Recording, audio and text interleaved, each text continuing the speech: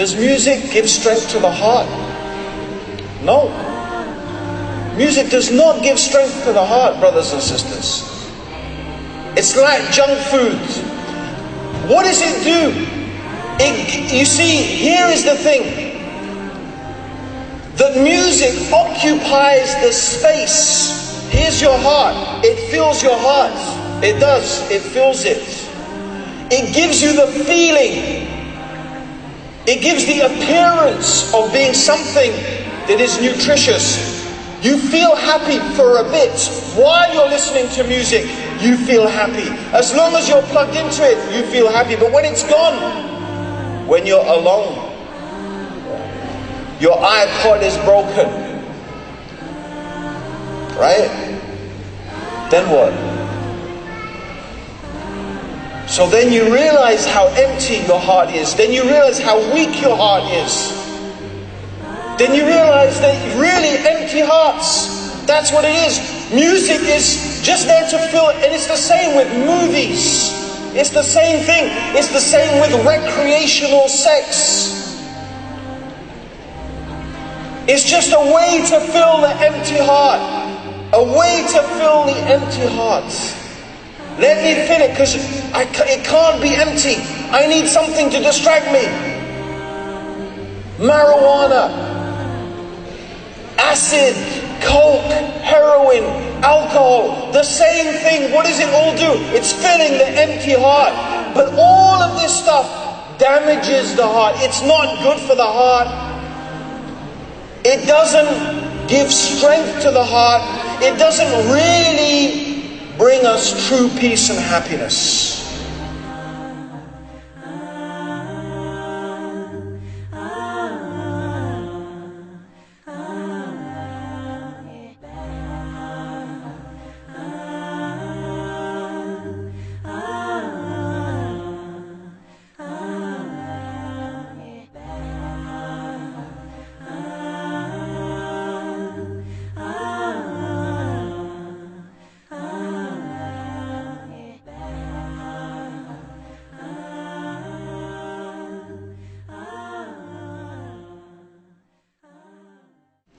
الحمد لله نحمده ونستعينه ونستغفره ونعوذ بالله من شرور أنفسنا ومن سيئات أعمالنا من يهده الله فلا مضل له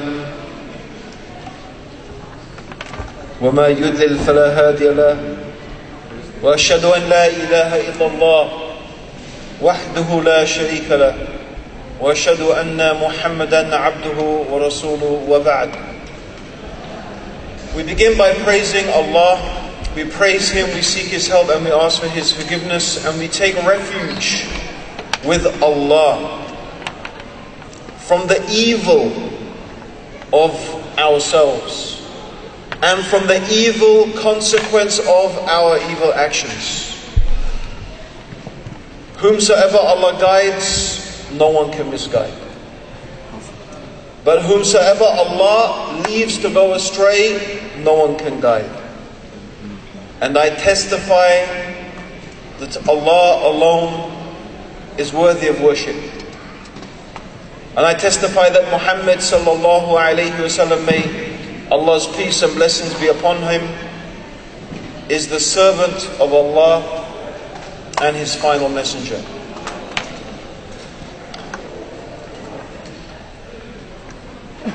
The title of the lecture that I've been asked to deliver today is Crazy Lives, Empty Hearts. Or is it empty? Is it crazy hearts or empty lives? It can't be either. Yusuf said it can be either. The title could be either. But in fact, when I was looking at the title, mashallah, nice title, I think we all know what the title is trying to say. But let's look at the nature of the heart, my brothers and sisters. Let's look at the nature of the heart. When we talk about the heart in Islam, the Prophet ﷺ said that there is a piece of flesh. When this piece of flesh is sound, the whole body is sound. When it is corrupt, the whole body is corrupt. And that is the heart. It is this heart, my brothers and sisters, the heart that is linked to our desires, and the heart that is linked to our understanding. What we understand, how we understand. So sometimes the concept of heart and mind, what is the mind, what is the heart, they are often something that is interchangeable.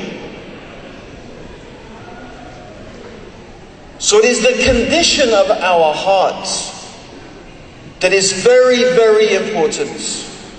And something, subhanallah, I realized about all the lectures that I'm going to be giving over the next few days. It's not that many, 3, makes it sound like all the lectures. But the 3 lectures I'm going to be giving over the next 3 days is very much, brothers and sisters, connected to the heart.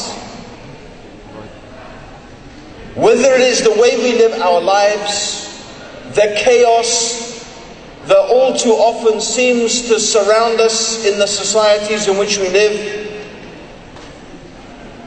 or whether it is how we judge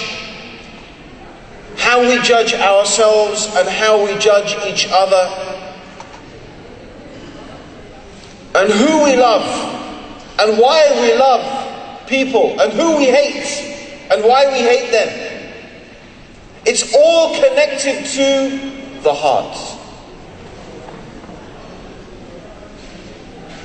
And something very profound dawned on me, my dear brothers and sisters. May Allah subhanahu wa ta'ala have mercy upon you. Something very profound dawned on me when I was doing research into the last topic. My last topic, which is on Sunday, on Al-Wala and Al-Bara. A very, very challenging, important lecture. And in preparation for this lecture, mashallah, I actually had one sheikh in England, I don't know if you've heard of him, Sheikh Haytham Al-Haddad. They gave him the nickname, mashallah, of the little Uthaymeen. If you know who Sheikh Ibn Uthaymeen is, rahimullah, he was one of the students of Sheikh Ibn Uthaymeen. In fact, he was a student of many of the big scholars in Saudi Arabia, as well as having studied in other places. Mashallah, may Allah bless the Sheikh. We spent 40 minutes plus talking about this topic of Al-Wala and Al-Bara. And at the end of this, I realized, brothers and sisters, that it is all about the heart. In fact, our deen itself, if you boil it down and if you start thinking about what is this all about? What is Islam all about? What is being a Muslim all about? Yes, of course it is about knowing Allah subhanahu wa ta'ala. Ultimately, that's why we've been created. But this knowing Allah, even this state of knowing Allah, of worshipping Allah, وَمَا خَلَقْتُ الْجِنَّ وَالْإِنسَ إِلَّا لِيَعْبُدُونَ, that Allah has tell us that He hasn't created the human beings and the jinn except to worship Him. Primarily, this worship is what? It's about the condition of the heart. Because if you're making the movements of as-salah, and you are going through the outward manifestations of fasting and making hajj and giving charity, but the state of your heart is corrupt, then those deeds will not benefit you. As the Prophet ﷺ was asked about a woman, they said, Ya Rasulullah, there is a woman, she prays a lot, and she fasts a lot, and she gives a lot of charity, but she has a wicked tongue and she harms her neighbors. The Prophet ﷺ said, she is a person of hellfire. She prays a lot, she fasts a lot, she gives a lot of charity, but she has a wicked tongue. She harms her neighbors, she talks bad about people. The Prophet ﷺ said she's a person of hellfire. What does that tell us? What is behind this? What is behind this is a person's outward appearance of praying, of fasting, of giving charity. If their heart is not pure, and there is this link between the tongue and the heart. The tongue and the heart are connected. As Allah subhanahu wa ta'ala says about the enemies of Islam, those people who attack the religion of God. They attack God. They attack His religion. They attack truth itself. Hatred has appeared from their mouths, but what their hearts conceal is even worse. Hatred has appeared. So what is in the heart, the tongue reflects it. So this woman, she's praying and she's fasting and she's giving charity, but the Prophet ﷺ said she's a person of hellfire. Whereas they asked about another woman, she didn't do a lot of extra prayers, she didn't do a lot of extra fasting, she gave very simple things in charity, but she didn't harm people with her tongue. He said she's a person of paradise. This is to do with the heart, brothers and sisters. It is to do with the heart. And so we need to study this. It's a science. No, we don't need to say it's a science. I don't want to make it complicated. It's not complicated. It's simple. Every one of you can understand it. It has to be. This is the purpose of our life. This is the reason Allah has created us. This is the reason He sent us prophets and messengers, so we can purify our hearts. Now let me tell you the nature of the heart, brothers and sisters. Let me tell you about the nature of the heart. There is no such thing as an empty heart. We do have a phrase, of course, empty hearts. It exists. Do you have something like that in Norwegian? Empty hearts, his heart is empty, her heart is empty. You have something like that? How do you say that in Norwegian? Huh? What?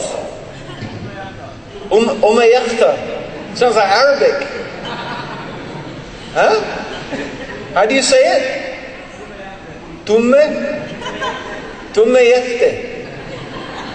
I was practicing some Norwegian today, this morning, but I'll try it out on you later, inshallah. Empty hearts. But actually, brothers and sisters, let me tell you, the nature of the heart is it can never be empty. The nature of the heart is it always has to be full. It has to be full. So the heart is like a vessel, a container. So it holds something. Even here, this cup, is this cup completely full? Huh? It is full. It's this much full of water and it's that full of air. Yeah, okay, you didn't notice the air, but it's still something is in there, right? You know they have a saying, nature abhors a vacuum. Nature abhors a vacuum. It means that vacuums in nature, they don't exist, and that naturally it doesn't exist naturally. Nature abhors a vacuum. This is the condition of the heart. The heart cannot be empty. It must be full. It is a vessel that has to be full. So when we say an empty heart, what do we mean by that? Because it's not in reality empty. No, the heart is full, and we have to fill the heart with something. This is the reality. The heart, you could even say the mind. The heart and the mind. We constantly need our heart and our mind to be distracted, to be full of something. Now we could give an analogy, a comparison. We could say, and we could think of it, not only is the heart a vessel that needs to be filled, it is also something that needs to be nourished. It needs to be fed. So what we fill the heart with affects the heart. What we fill it with affects it. You heard the phrase, you are what you eat. Yeah? You heard that phrase, yeah? You are what you eat. Okay? Certainly there's no doubt about that. What you eat affects you. And if you keep eating rubbish for long enough, you'll become rubbish. And you'll become so addicted to rubbish, you can't even eat anything else. They did an experiment. Some scientists, they did an experiment with rats. I know we're not rats, but they experiment with rats because they can't experiment with humans. So they did an experiment with rats. And what they did with these rats is they fed these rats a diet of junk foods. All the worst possible foods nutritionally that you could think of. And this is what we do. A lot of us consume empty calories. What is empty calories? An empty calorie, it's something that gives you energy, but there is no nutritional value. In other words, it doesn't actually nutritionally help you. So sugar, for example, refined sugar is an example of empty calories. Most of the soft drinks, the carbonated fizzy drinks, they are nutritionally valueless. They have no nutrition. They are empty calories. White bread, empty calories. Most highly processed foods, empty calories. So they give you energy, but actually they don't contain any vitamins, they don't contain any nutrients, they don't actually help build the cells of your body, because your body is made of cells, right? Your body is made of cells. And these cells are healthy if you feed them healthy things. If you feed them unhealthy things, your cells will be unhealthy, and that's how you get sick. And there's another thing that makes, of course, your body sick, and that is toxins. Things that damage your cells. Poisons and toxins that damage your cells.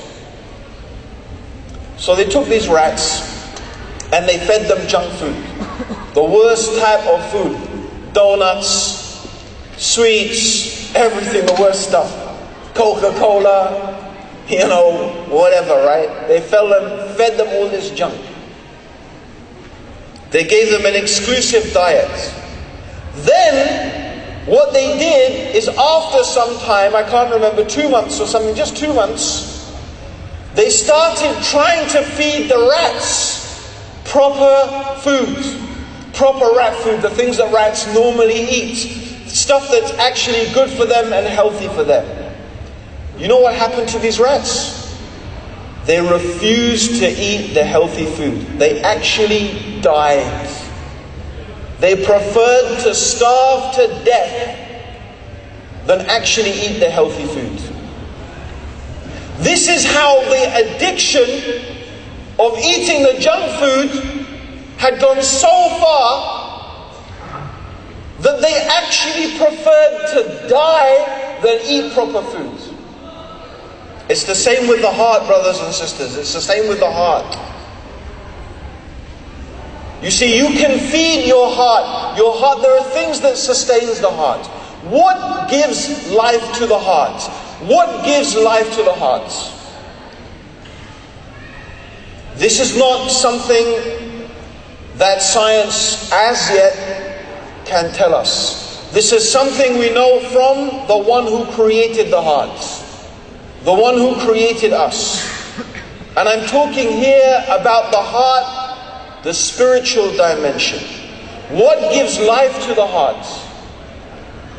What gives life to the heart is the remembrance of Allah. Again, when I say the remembrance of Allah, brothers and sisters, I don't mean Allahu, right? No. I don't mean that. Remember about the woman who fasted and she prayed and she gave charity. Remembering Allah does not just mean just repeating a name of Allah, saying Al-Khaliq, Al-Bari, Al-Musawwir, and you don't know what it means. How is this remembering Allah? No, remembering Allah again means that you know Allah. When you think of Allah being Al-Ghafur, you understand deeply and profoundly the reality that Allah is the most forgiving, the most compassionate, the most merciful. Al-Wadud, He is the loving. And He is also, in reality, the just. And He is the severe in punishment. All of these are attributes of Allah. And you think about them and you understand them in a deep and profound way, not in a superficial way. So what gives life to the heart? And this is something we will see in my talk on Al-Wala and Bara, will give us a very deep insight into this topic. But what gives life to the heart, what gives rest to the heart is, and this is what Allah subhanahu wa ta'ala mentioned in the Quran, is remembering Him. Now every action of obedience to Allah is remembering Allah. Every action of obedience to God is remembering God. Why? Why? Because every action of obedience to God, if it is an action of obedience to God, it needs to have what? Niyyah. Every action is judged by its intention. إِنَّمَا الْأَعْمَالُ بِالنِّيَّاتِ. Every action is judged by its intention. And intention is what? It's an action of the heart. Yeah? So intention. So before you do an action, you have to intend to do this purely and sincerely and completely for Allah. Completely. Now think about that. This takes an effort. This takes will. This takes concentration. This means you need to think. You need to look inside your heart. You need to examine yourself. Why am I doing this? What motivates me as a human being? What motivates me, Abdur Raheem? Why am I standing on this stage? Why am I giving this lecture? What is the purpose? What is it going to do for me? My heart. Is it because I want fame? I love having my picture taken with lots of people and seeing seeing me up on Facebook everywhere. I love the admiration. I love the respect. I get lots of respect, bruv, in it. Right? What motivates me? Because if I'm motivated by those things, this is not right. This is not remembering Allah. This is self-glorification. This will not give rest to your heart. It will not. Not at all. This corrupts the heart. This is the junk food for the soul. Yes, it makes you feel good for a bit. But then how about, brothers and sisters, when you're all on your own? When the internet is down, You can't go through Twitter and Facebook. You're all on your own. Where are your fans? Where are your admirers? No, it's just you. You and yourself. What's going to make you feel good then? You become like the rat. Those rats. You feed yourself junk food. Soon you get to a stage where you can't live without it. It's the same intention. What is your intention? So every good deed, helping your mother, mashallah, is one of the most important things in Islam, to obey the parents and be kind to your parents. One of the most important things is kindness to the parents and obedience to them. But why do you do it? What motivates you? If you're being nice to your dad because he's going to give you an iPad, right? What is this doing to your heart? What are you filling your heart with? Is this nourishing your heart? Is this remembrance of Allah? No. But when you do the action, or wife, when you do the action for your husband, something that he likes, something that pleases him, something he asks you to do, and you do it, why? Because you want to win his love. It's natural, you want to win his love. You want to win his approval. You want him to admire you even more. So here's the thing, sisters. When you do that because you want your husband's love and admiration and respect, and you want him to admire you, then you're happy to obey him. But how about the day comes when you don't admire him, you're upset with him, you're angry. Maybe he's not giving you the attention that you want. Then what? You disobey him. Then you don't listen to him. Is that right? Is that what a Muslim is supposed to be? No. The same with the husbands. What you do to please your wives. Why do you do what you do? Is it motivated by your love for Allah? Your intention to please Him? Is that why you buy her this and you buy her that? Because this is pleasing to Allah? Or you help her in the house cleaning the dishes? Or you do that because you want something from her? That's how I get on her good, so I'm going to help her out. Okay, then what? No, brothers and sisters. You see, here's the important thing, niyyah. You see, we watch these movies. Well, hopefully you don't watch these movies. But people, they watch these movies and they see this love and the so-called Hollywood and Bollywood love. And they try to build their marriages on these things. But this is junk food for the soul. It's junk food for your heart. It gives you a buzz for a bit, but it's got no nutritional value. It doesn't help your heart grow. It's not really giving your heart what it needs. What your heart needs is the remembrance of Allah. And how different will you be as a person if you do it for Allah? I remember I was just a couple of weeks ago in a beautiful retreat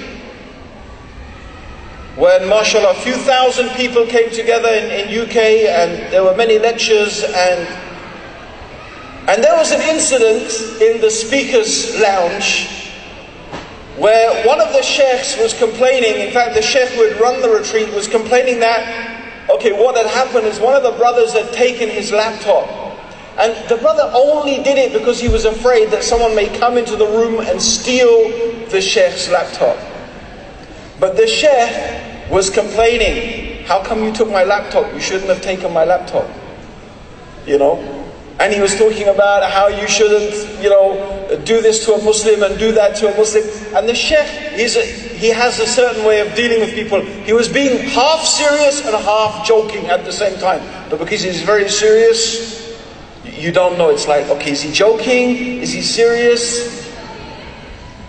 So the brothers, you could see, they're like really nervous. He's a very stern Sheikh, and these brothers. And it's even worse when they know the hadith of the Prophet and they still go ahead and they do this. And he's saying this.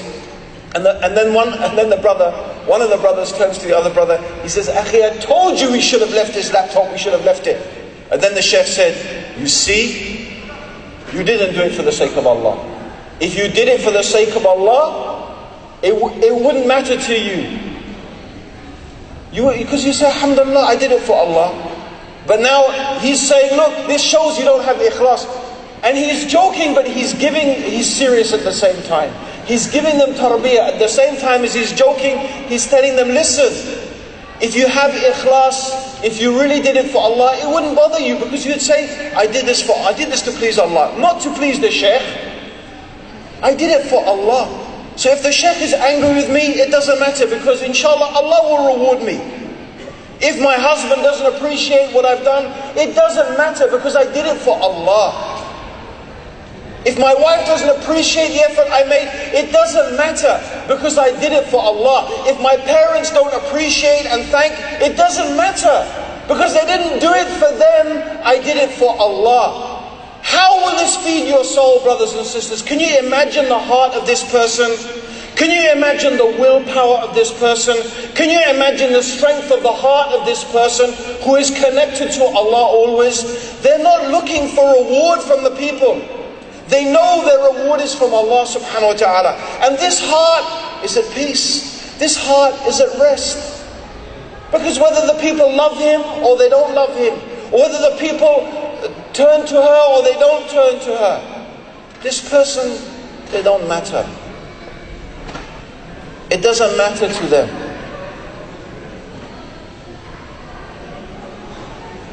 Their heart is at rest because they did it for Allah. This, my brothers and sisters, that is the food for the soul. That is what gives life to the hearts. The remembrance of Allah. Doing things sincerely for Him. Ikhlas. This is the true food for the soul. So we need to fill our hearts, brothers and sisters, with the remembrance of Allah. And it needs to be something that is deep and profound. And this is how we make this connection. This is through this heart that we are connected to Allah subhanahu wa ta'ala. It is through this heart we are connected to Allah subhanahu wa ta'ala. So this is what we need to take care of, purifying this heart. Removing from it and keeping away from it the things that harm it. As we said, the same analogy about our bodies. What do we feed our bodies with? We need to feed our heart with beneficial food. We need to feed it with what will benefit it, with what will make it strong, with that which will give it rest and peace. And this is what we find, brothers and sisters, everybody is looking. People have got crazy lives. Their lives are crazy because their hearts are filled with those things that gives it no real value. And really the analogy with junk food is so appropriate. Music. Let's talk about music. Some people, they say music, how... Even you find many non-Muslims, even when I was a kafir, if someone had told me music is forbidden, I would have said, you're crazy, man. What are you talking about? I mean, you know what I used to say? We used to have a phrase at school, and my school was a Roman Catholic monastic boarding school. We used to say, music is life. Music is life. That's how we used to think of music. Music as being like life itself. We could not imagine life without music. But music, brothers and music sisters, is junk food. The reason why music is so addictive, just like McDonald's burgers and fries and Coca-Cola, it makes you feel good.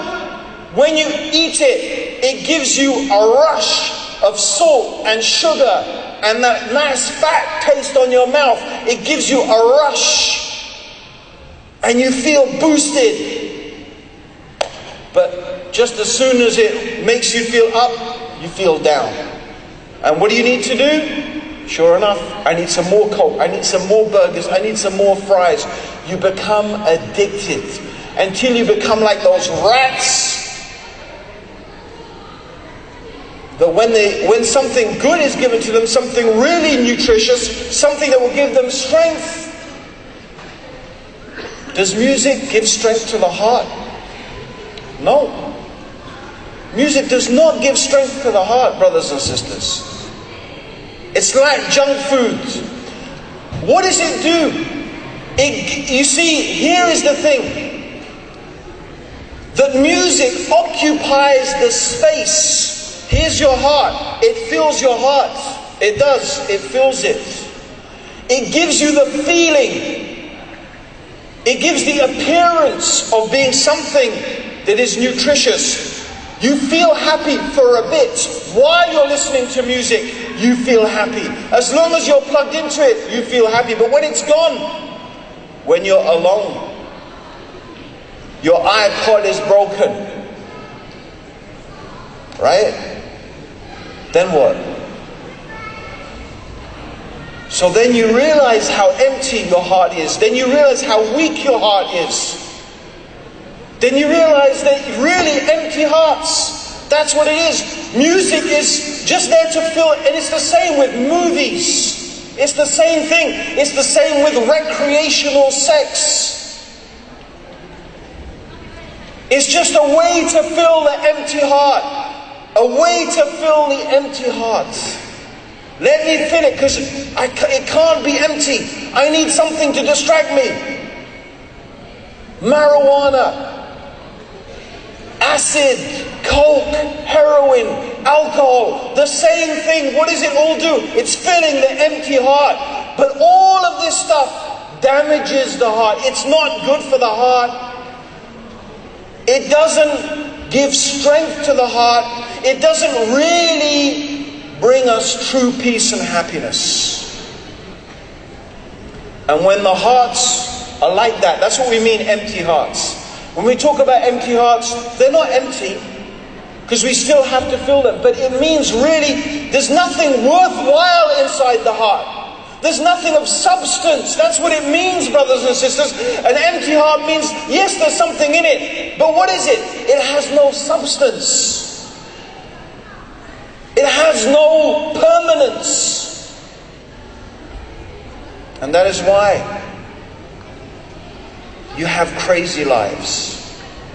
Because your hearts are empty, your life becomes crazy. That is why we live in societies where a kid can pick up a gun and shoot someone because the person looked at him in the wrong way. He didn't respect me. This is not a joke. He didn't respect me.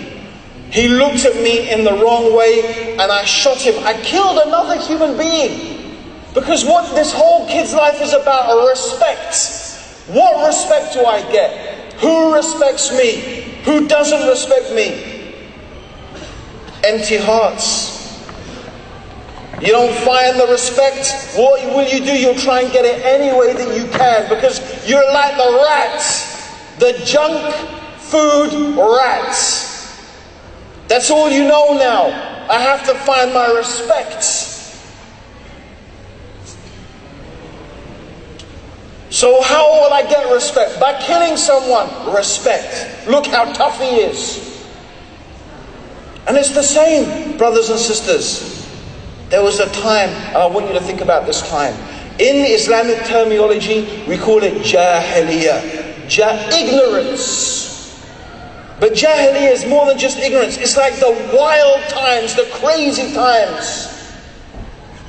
And this is how the empty hearts, brothers and sisters, not just killing another kid, not just stabbing another kid in the neck, as I just heard about an incident just the other day in London. Some 16-year-old stabbed another 16-year-old in the neck. Just stabbed him. Why? Some cool school kid killing another school kid. About what? What could be so bad that you stick a knife in a person's neck?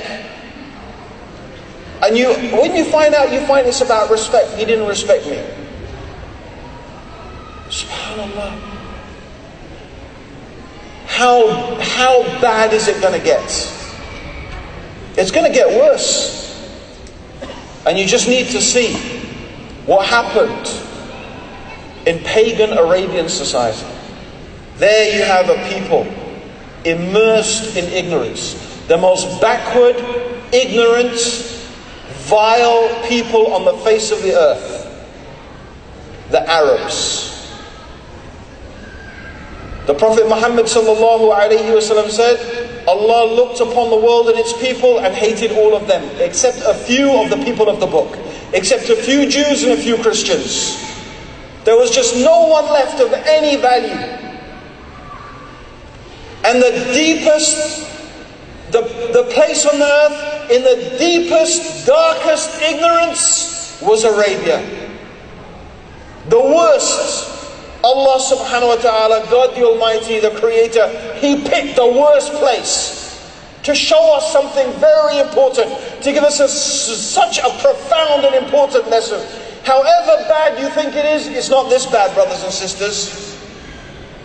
A man would get respect from taking his daughter, 5-year-old. Wait until she's 5. Don't take her when she's a baby. Wait till she's 5-year-old girls.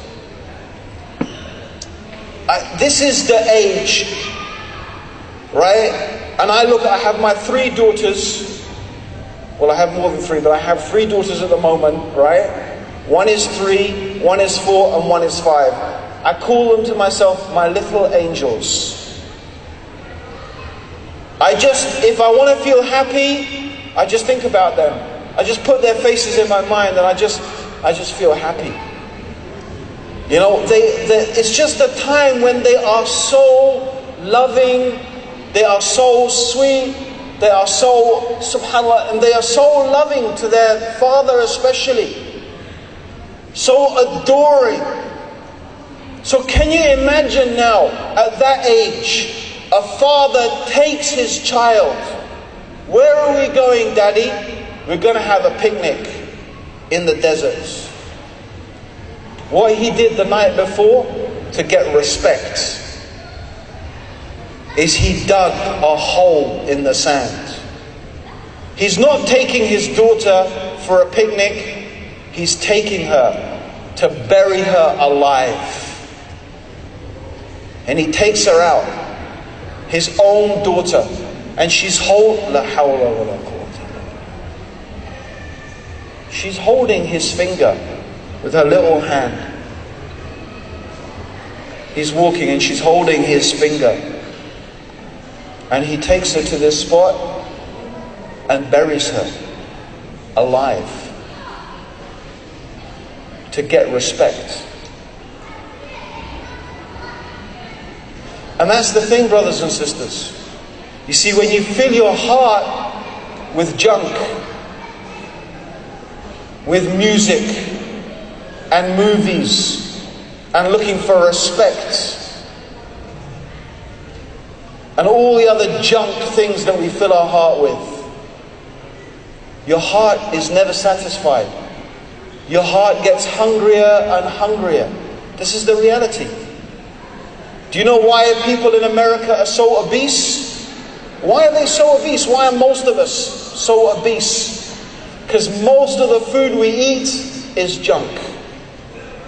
And when we eat junk food, it actually takes the nutrients away from our body. And our body is quite simple. It's quite simple. When your body is missing nutrients like vitamins and minerals and micronutrients and electrolytes, things like that, your body sends a signal to your brain, I'm hungry. So what do? You eat more junk. But this junk food actually drains your body. In order to process this food, your body actually is drained of these nutrients and vitamins. Every time you take sugar, it drains your body of vitamins and nutrients because it has no calories. It's empty calories. So in order to process it, your body drains nutrients. So you eat more. But what do you eat? You eat more junk food. You eat more of the junk food. And that drains your body of nutrients more. And your brain says, I'm hungry. And you eat more. Do you understand? You eat more and more and more until you just can't keep up with it. You're eating so much and your body, just as you're eating, your body keeps sending the signal. Eat, eat, eat, eat, eat. It's the same with drugs. The same with drugs. You build up a resistance. You need to take more and more. Respect. I need more and more. It's the same thing, brothers and sisters. You never get satisfied because your heart was not designed. It was not built. It's not its nature. It doesn't feed the heart. You have no satisfaction. No satisfaction. And most people, they just keep on doing the same thing, the same thing, the same thing. The same mistake, filling their heart with junk. And that's why it has to get worse. The drugs get harder and harder. The food gets more and more junk food. More and more respect. Whatever it is you're doing, it's not satisfying the heart. And that's how you end up doing what, brothers and sisters? Burying your daughters alive for respect.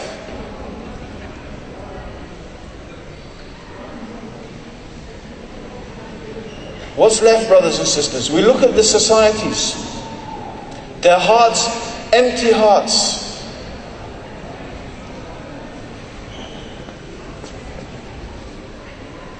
And we see what's happening, the result of that around us. Increased promiscuity, increased alcohol addiction, increased drug addiction, increased violence, increase in depression, increase in suicides. It is remarkable, brothers and sisters. It's almost unbelievable.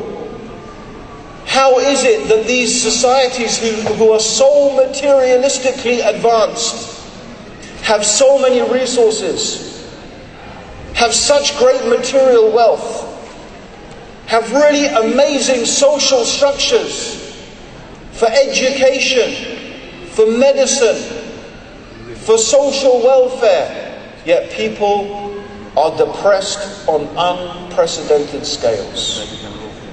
Empty hearts.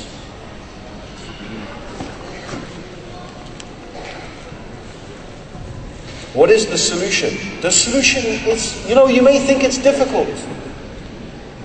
You may think the solution is hard, but it's not. Brothers and sisters, it's not hard. Honestly, subhanAllah, the solution is so simple. It's so simple. The solution is to connect with Allah, to connect with your Creator, to know your Lord. And you're only going to know your Lord with knowledge. The knowledge I'm talking about is simple. Read the Quran. This is a book that Allah has sent down. God has revealed this book so that we can know Him. So that we can know Him. Read the Quran and reflect on it deeply and think about it. Simple. It's very simple. Connect with Allah. The other simple thing is pray. When I say pray, I don't mean just make dua, supplicate. No. Establish the ritual prayer, but not in a ritualistic way. Establish the ritual prayer, as-salah, but not in a ritualistic way. Establish the prayer with your heart. Pray, make a salah with your heart. Be attentive with khushu', with reverence, with awe, with hope, with trust. Understanding what you are saying. Understanding what you are saying when you say Allahu Akbar. What does that mean? Allahu Akbar. Just that. Allahu Akbar. Just think about Allahu Akbar.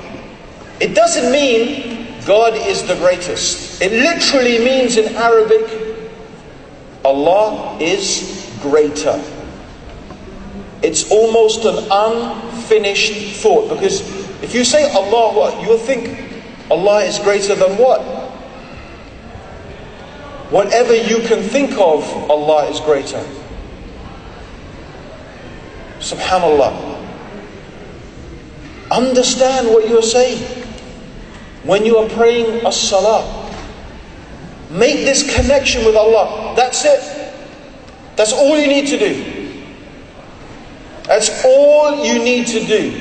Read the Quran with understanding, think about it, and establish the salah in your heart with attentiveness. I guarantee you that if you do that, you will find everything else in your life will change.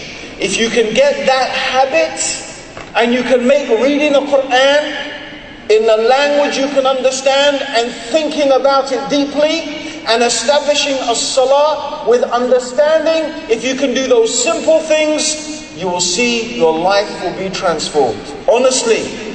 And you know what? You will not need that junk food for your heart anymore. You know, you won't even feel comfortable listening to music. You won't. Forget about it, halal, haram. You just won't feel comfortable. Why do I want to be distracted?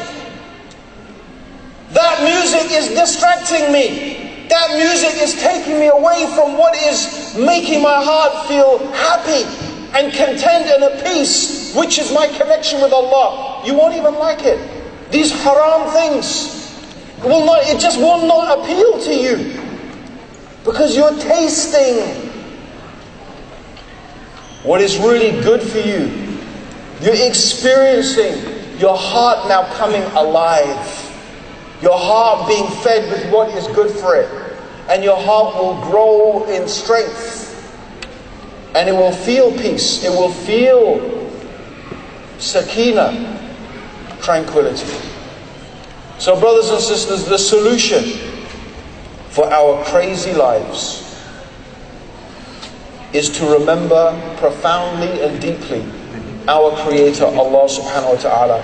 And this is what gives life to the hearts.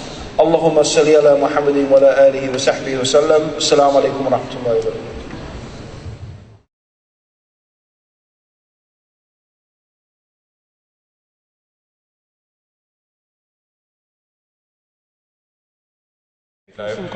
I am not yet a Muslim. And my question is, why is Allah the only correct thing to fill your heart with? Why? Did you get that? Just enunciate just once again. Why is Allah the only correct thing to fill your heart with? Oh, why is Allah the only correct thing to fill your heart with? The remembrance of Allah. Thank you very much, my brother.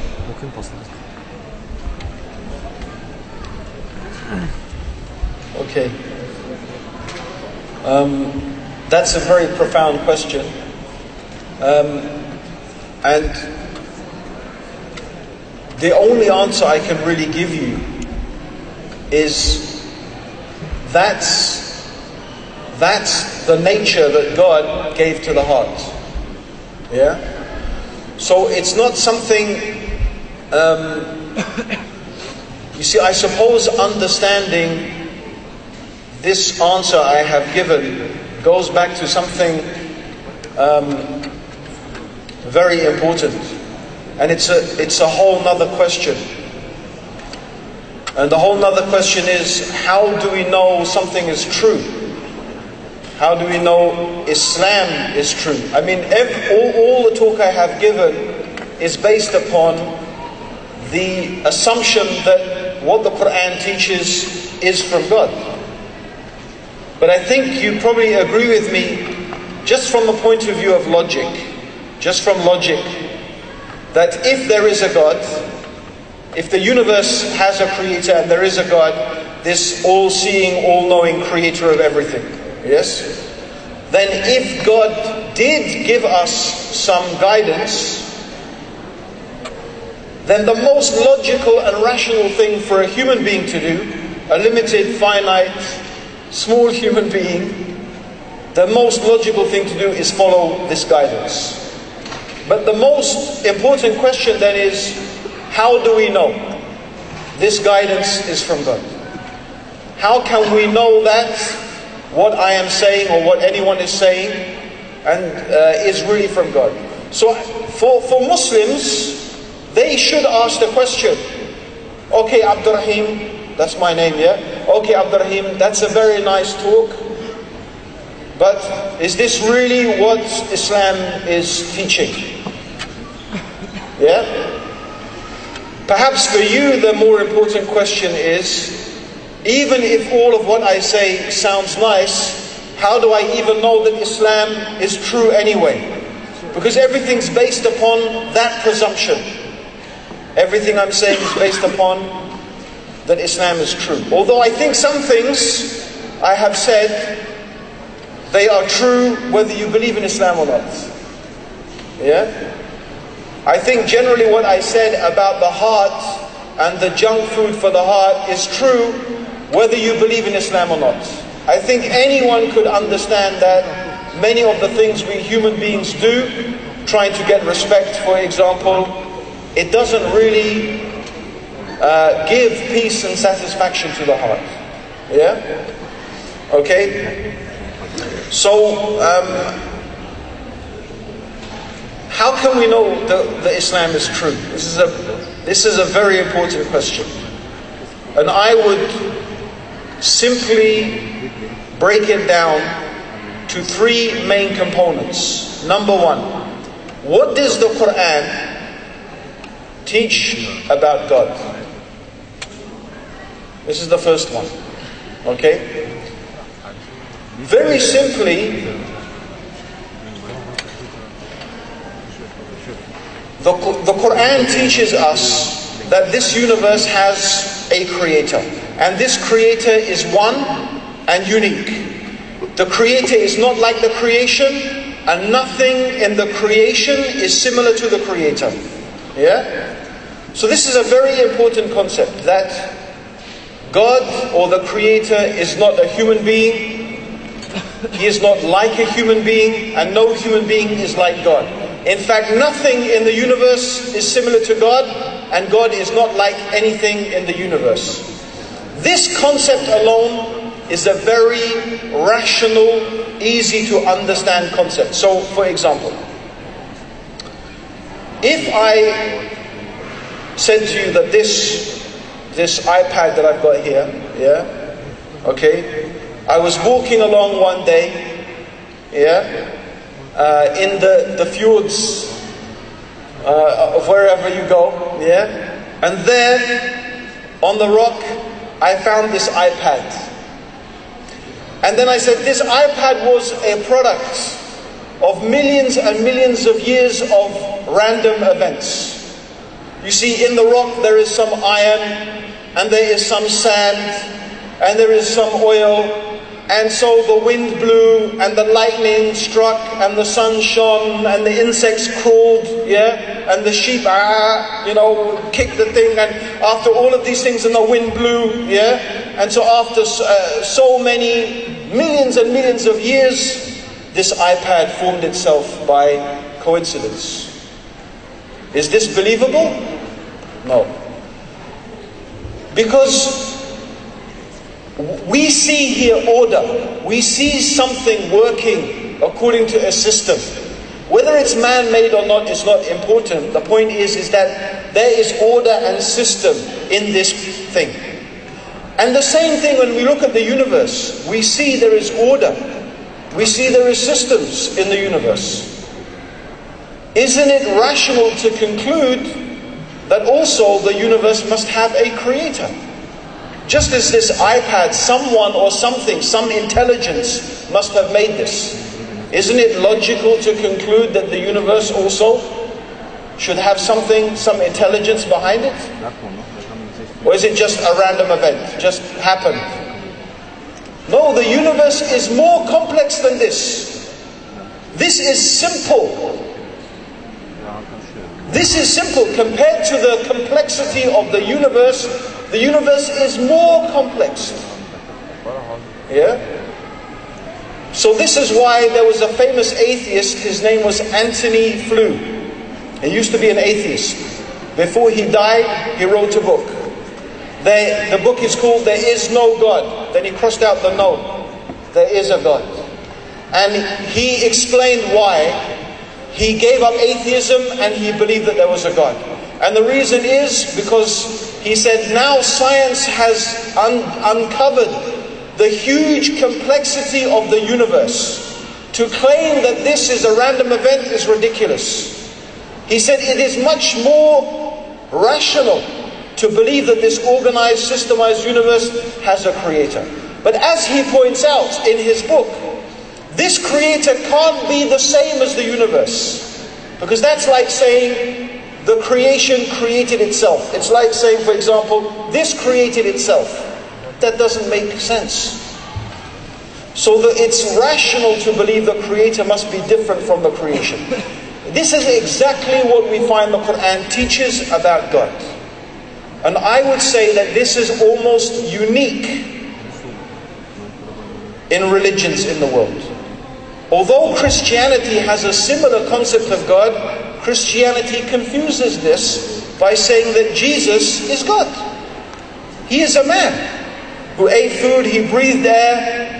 He's a limited, finite being. This doesn't make sense. How can something be infinite and finite, created and not created at the same time? It is not rational. So the first thing I would say is that the teaching about God in the Quran is very rational.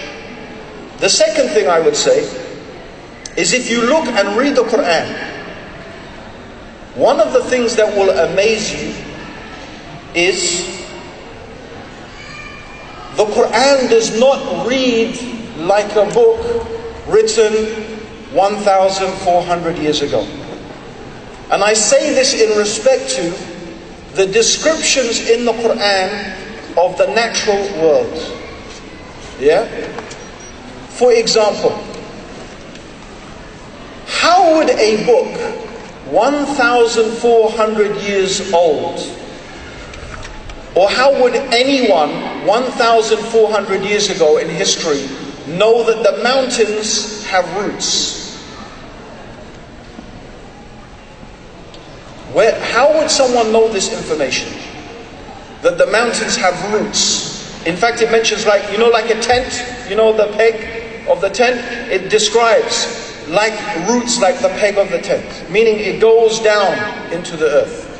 From where does this knowledge come from 1,400 years ago?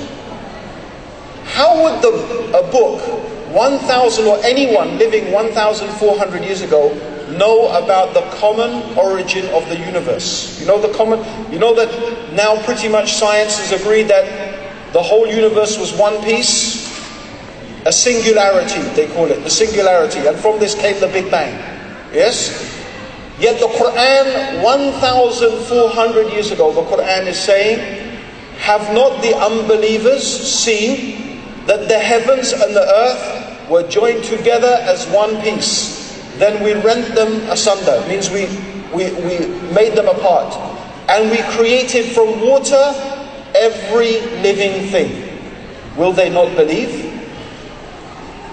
You see, when you read the Quran, you will think, how could someone living 1,400 years ago have this type of knowledge? This gives certainty to the heart. This is very important. Because in order for your heart to find peace, in order to answer these very important questions, what is the meaning of life? Why am I here? what happens to me when I die? Why is there so much suffering in the world? So many questions we have about our life. We need something to give us certainty. If we don't feel certain, our heart will not be at rest. Or we'll be questioning this and questioning. The Quran gives certainty. You have very good reasons to believe the Quran is from God. Very good reasons to believe the Quran is from God. Find me something else that gives such good, convincing reasons to believe it is from God. Yeah? So this is the basis. Do you understand what I'm saying? The basis is there is one God. The basis is the Quran. And that's why I said to you, even you should read the Quran and think about it deeply. Because I think when you do, you will find very good reasons to believe that it is from the Creator Allah. Yeah? This is my answer.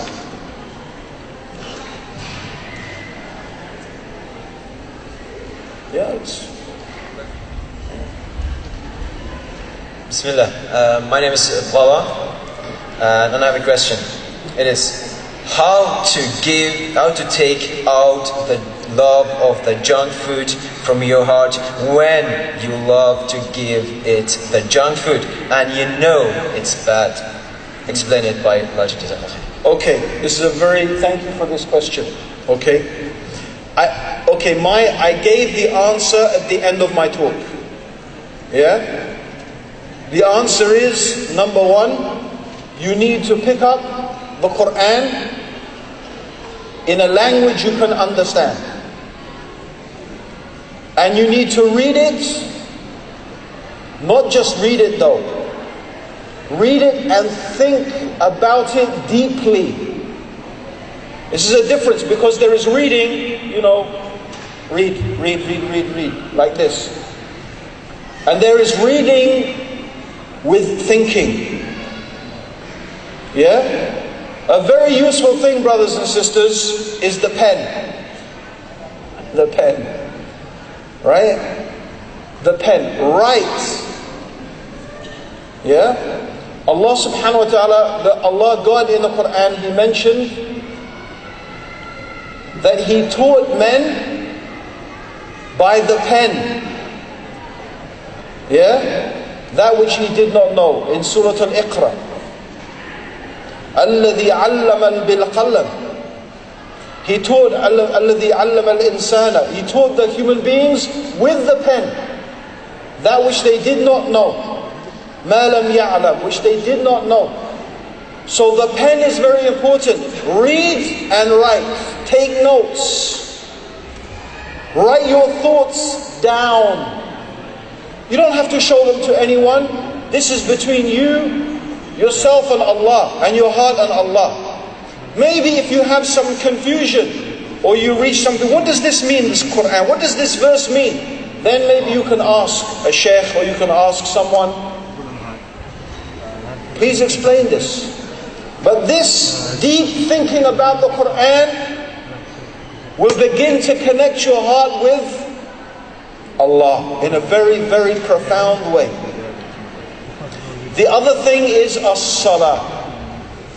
Most of us, we just make the prayer. Allahu Akbar. Oh, my business, my car, my wife, my friends, my Allahu Akbar. No, there's a joke here. There's this imam. He's leading the people in salah. And then when he makes taslim, Assalamu alaikum wa rahmatullah, Assalamu alaikum, there's an argument. Sheikh, you only prayed 3 rak'ah. No, he prayed 4. So the whole jama'ah is just, everyone is arguing. 3, some say 4. For some reason, everyone is arguing. There is one man, he's saying, Wallahi uqsum billah. I swear by God, I know it's only 3.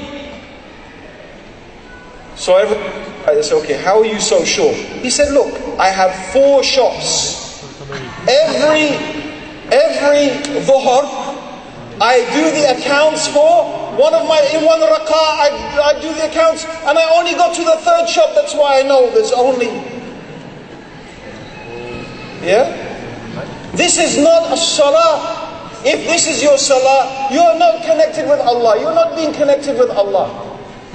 Really, and most of us, many of us, our salah is like this. Okay, let me give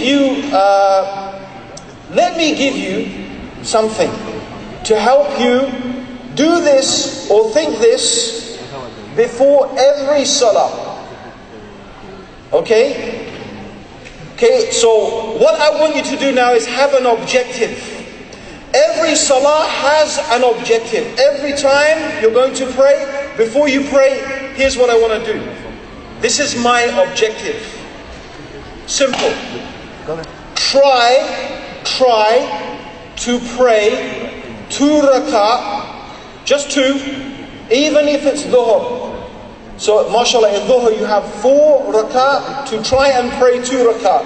In these 2 rak'ah, just 2 rak'ah, you must not think of anything except Allah.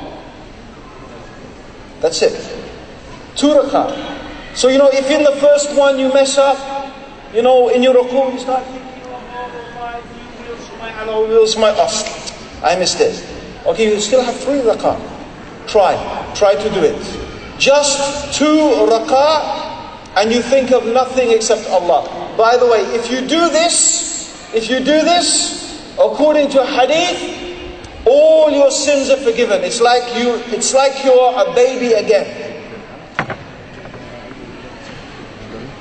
But I don't think you can. It's possible,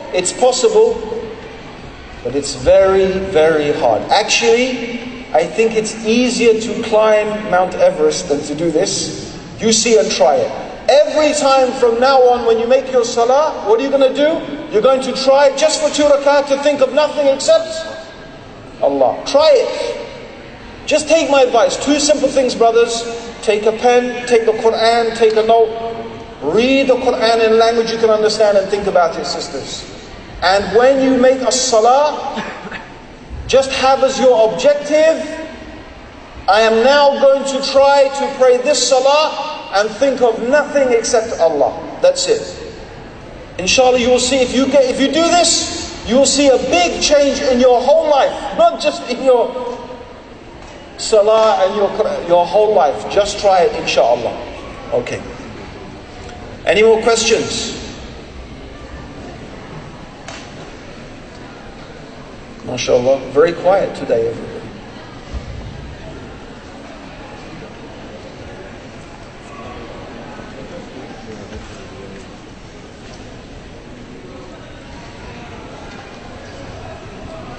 Assalamu alaikum. Bismillah, tawakkul ala Allah, wa la hawla wa la quwwata illa billah. Thank you for the nice speech. I like the speech about the empty hearts and the crazy lives and how it make people actually start to shoot at each other.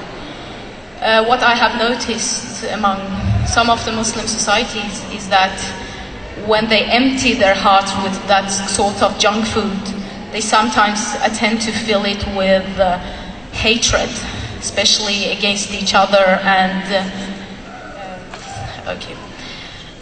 so my question is regarding that you said that it's important to fill your heart with love towards Allah. I've seen Muslims who actually promote hate towards each other, towards other Muslim minorities. And I've even seen that they promote killing of Muslims they don't agree with. And lately in Belgium, for a couple of months ago, it was some Salafis who attacked a Shiite mosque, burning the mosque, killing the imam in the mosque, saying that they come to heaven having dinner with the Prophet. So I wonder, what is your opinion about Muslim promoting hate toward each other? Thank you. I'm going to, sister, thank you for your question. It is a very, very, very important question. But insha'Allah, I will deal with this topic the whole of my lecture on Sunday. Al-Wala and Al-Bara is on this topic. So my whole lecture will be on this topic. So I don't want to preempt the lecture by answering your question here, inshallah. It's a very good question, but this topic I will deal with on Sunday, inshallah, when I give my speech on al-wala and al-bara. You are correct, by the way, what the sister has said. And unfortunately, this has some truth to it, that some people, they fill their heart with hatred. They fill their heart with hatred. And as we will discuss on Sunday, actually hatred, some degree of hatred is a normal and a normal, natural reaction of the human being. It's normal. Love is natural, hate is natural. It's something the heart cannot avoid. It's designed like that. And it's designed like that by God for very good reasons, which we will talk about, inshallah, on Sunday. But this is the topic it links. You see, how we behave, how we react is all linked to this state of the heart. So there are many extremes, you see. You will find some people, they fill their heart with love, which is very beautiful. Okay, but unfortunately also, if you only fill your heart with love, you will not protect yourself from things that will harm you and that will harm your heart. This is why, although I don't like the word hate there, the word hate perhaps is very strong, but you have to have the condition of your heart that you turn away from things and you repel things. So your heart should be attracted to some things and repelled from other things. Anyway, this is the topic of al-wala and al-bara. I don't want to go into it, and we'll discuss it on Sunday, inshallah. But thanks for the question. Make sure you come to the lecture on Sunday, inshallah. If I'm alive still. If someone doesn't kill me, doesn't like me. Inshallah. You never know. Subhanallah, you never know. Okay, anything else? No, it's very quiet in Norway today. You're all tired, it's been a long day, yeah?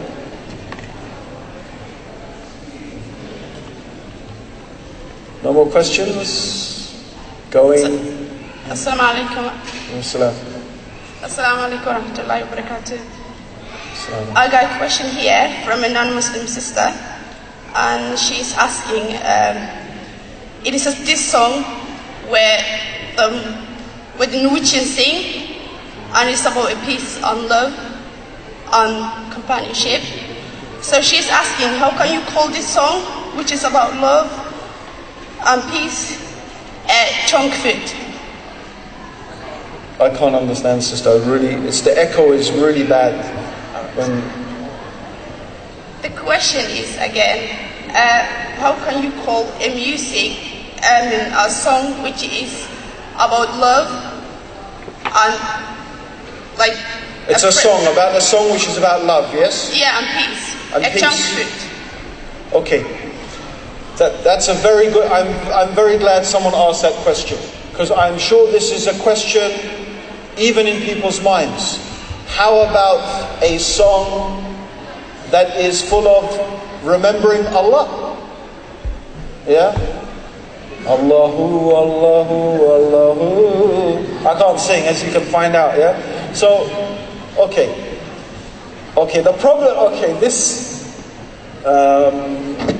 I'm going to try and make the answer not too long, because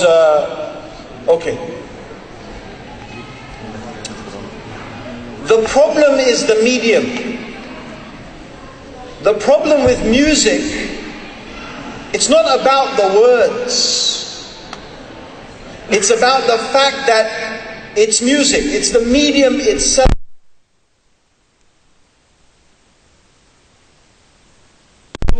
The problem, what gives strength to the heart? Let's go back and examine this. What gives strength to the heart? And I'm talking about the mechanism here, the actual mechanics. How does it work? What gives strength to the heart and what is important is the effort. It's the effort. Yeah? Okay? It's like building your muscles. It's like getting fit and like getting strong. There is no shortcut. If you want to get fit, you need to run, you need to ride your bike, you need to put on your skis, you need to go swimming. There's no shortcut. If you want to build your muscles, you need to pump the iron. Even if you inject steroids, you still need to lift the weights, right? All the steroids do is allow your body to recover more quickly so you can pump more weights, right? You still need to do the work. The same for your heart. You need to do the work. Your heart does not get strong and healthy, spiritually strong and healthy, except by doing the work. And it's this process of working very hard, striving, struggling, which is in fact the term jihad. Does not mean holy war. It means to struggle. To struggle to the utmost of your ability. Jihad bil nafs. To struggle with your desires. It really is a struggle, an effort. But it is this effort itself that produces the results. Right? So the effort is very, very important. You have to make the effort. Without the effort, you don't get the results. The problem with music, whatever the lyrics and whatever the theme, whether it's about love or Allah or whatever, the problem with music is there is no effort. You are just sitting and listening. There is no effort. So it gives the feeling, it simulates and gives the feeling of happiness, but it doesn't involve effort. And if there is no effort, it's not really making the heart strong. It is not really building a strong, clean, pure heart. Do you understand? Right? So it doesn't matter what the words, okay, if the words are filthy words or bad words or words of hate and violence, it's much worse. It's much, much worse. But here it's a question of degree. Because the problem is the medium itself. It's a passive medium. It's a passive medium. It's not, you are not active in this medium. Alright? Unless of course you are singing and making the music yourself, may be different. But I'm just talking about here in terms of just sitting and listening to the music. Okay? This is anyway something that can be studied through psychology. Even this is something that is known to in terms of psychology. Optimal experience, which is something that produces happiness in the human being, is a product of or a consequence of working hard to achieve a specific objective that is not too hard and not too difficult, but you're always pushing yourself on the edge of what is possible. Right? So as long as you can do it and you can achieve it and it's not too difficult and you're pushing yourself, when you achieve it, you feel an amazing sense of satisfaction. This is what is giving life to the heart. Music is not like, it doesn't produce that. It's just passive. Yeah? So it is like an artificial drug, for example. So you could say the same thing. We could say this about marijuana, but what if I'm smoking marijuana and I'm thinking deeply about Allah? Yeah, there are some people who claim this, for example. No. Again, you're missing the point. That what gives life to the heart and what makes the heart strong is the heart making the effort. With this, the drug is giving an artificial substitution. It's just like the junk food. It's just like the junk food. Yeah? Okay? So hopefully that answers the question. It's a very good question. Thank you for that question.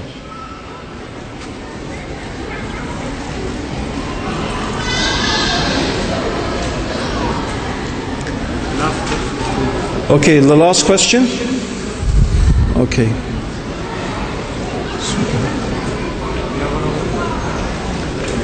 Yeah, my microphone does that as well sometimes. I think you noticed. Wa alaikum assalam. My question is linked to today, which is all conference and dedicated for the center of your life. I didn't know that. What happened on Norway that day?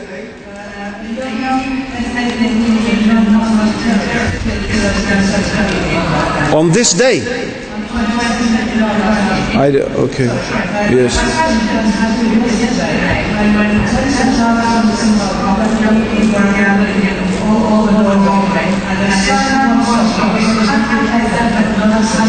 Yes. Yes. Yes. Which was more of protest against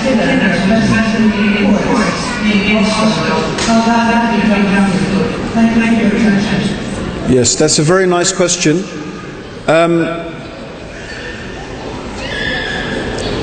Let me answer this important question by giving a different analogy on a different topic, for example. Okay, let's talk about alcohol.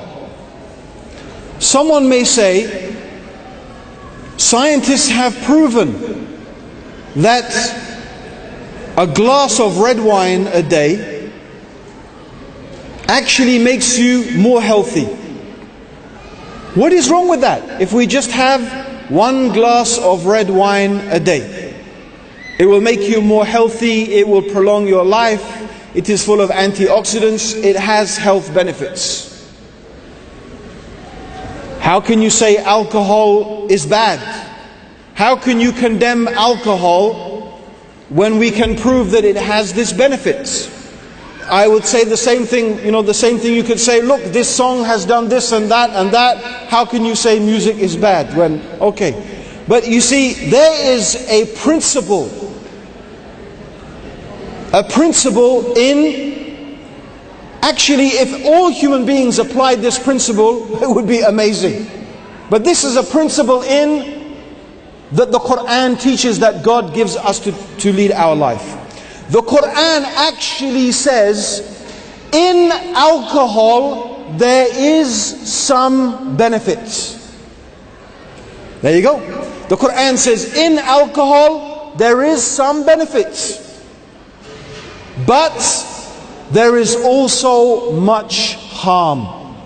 And the harm is much more than the benefits. So here is a rule we have.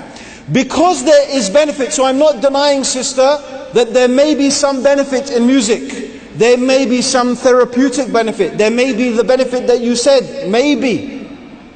But in general, when you assess the whole topic, and you look at music in general and the effect it has on the heart in general, right? Then the effect is, as I said, the same with alcohol in general. And then the principle is, you don't do something that has a small benefit when in general the benefit is, when in general the harm is so much. Yeah? And the reason is simple. Because this unfortunately is opening the door. And here's the door. If I have one glass of red wine a day, okay, one day if I have two, what's the harm? Or three, or if, okay, I just get drunk once a year at Christmas, what's the harm? Or maybe twice a year, or maybe now 3 times a year. Do you understand? It is better just to say, no, we cut this all together and we don't do it, because the benefit is there, but it's not enough. It's not enough. In fact, the harm of alcohol is too much. It's actually one of the things that confuses me about Western society, that has prohibited cigarette smoking, more or less, not prohibited it, but made it, so difficult to smoke, and drugs. And how is it that alcohol is still consumed and allowed to be consumed? It's a poison. It's responsible for so much death So much suffering, so many problems. It is astronomical. I wish I had the statistics of how many deaths, how many accidents, how many billions of pounds is wasted because of people and their alcohol problems.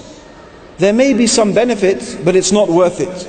The same thing, maybe this song had a lot of benefit, maybe, but in general, when you understand the state of the heart, no, we can't open the doors to all of these things. Because then if this song, then that song, and why not this song, and then why not every song, and then why not this is how it becomes. No, we have to understand. Right? I was reading a book about, just to give you an analogy, I was reading a book about junk food, to go back to the junk food analogy. And I think it's called Fast Food Nation. There's two books, and I think this one is called Fast Food Nation. If you read it, I don't think you'll ever eat McDonald's again after reading this book, right? They ask nutritionists in America, the guy, he asks some nutritionists, he asks about 5 or 6 of them, how much junk food do you recommend is, tolerable, is safe? Some people said once a year. Some said twice a year. Another one said never, don't ever eat it, right? So here's the point, is that okay, once a year, but what's the nature? So the best thing to do is just to leave it, okay? So that's my answer, inshallah, to that very excellent question. Thank you very much. And I think also, brothers and sisters, really the effect of people really purifying their hearts, filling their hearts with goodness, filling their hearts with the remembrance, the true remembrance of God, will be better than any amount of singing and those type of things. Okay, because the cure of the sickness that we are suffering in the world is something very deep and very profound, and I do not believe it can be solved with songs and movies. Okay, I don't think so. I might be wrong, but I don't think so, and God knows best. May God bless all of you, and may God guide all of us closer to the truth. Assalamu alaikum wa rahmatullahi wa barakatuh.